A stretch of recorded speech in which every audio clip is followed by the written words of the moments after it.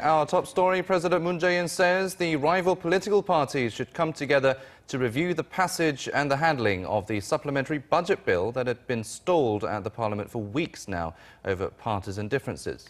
It's the sixth time already this month for the president to call on the urgency of passing the budget bill. Our Kim Mok-yeon leading us off tonight. President Moon Jae-in calling for bipartisan support to help the economy. Speaking to his top aides in the weekly meeting, the president called on lawmakers to review the government's extra budget bill worth some $5.6 billion, which has been stalled in parliament over partisan differences.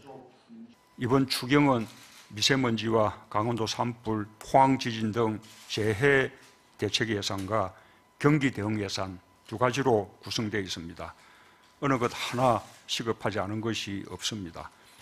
It's the sixth time this month that the president has called on the parties to review and pass the extra budget, emphasizing the importance of passing it in a timely manner. The government had submitted its version of the extra budget to Parliament on the 25th of last month in hopes of buttressing regions hit by natural disasters like wildfires and earthquakes, as well as preemptively preparing for economic contingencies.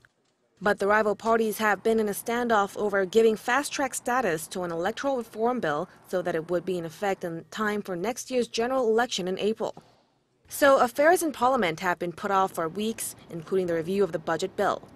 President Moon even noted that plans for an extra budget were recently welcomed by the IMF and emphasized the need to time the spending to get the desired outcomes.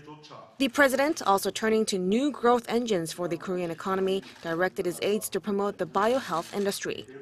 Referring to Korea recently making it onto the EU's whitelist for pharmaceuticals, which is expected to help with exports, President Moon called for efforts to improve Korea's competitiveness in the field and hinted at a government-led innovative strategy for the field in the near future. Kim Mok-yeon, Arirang News.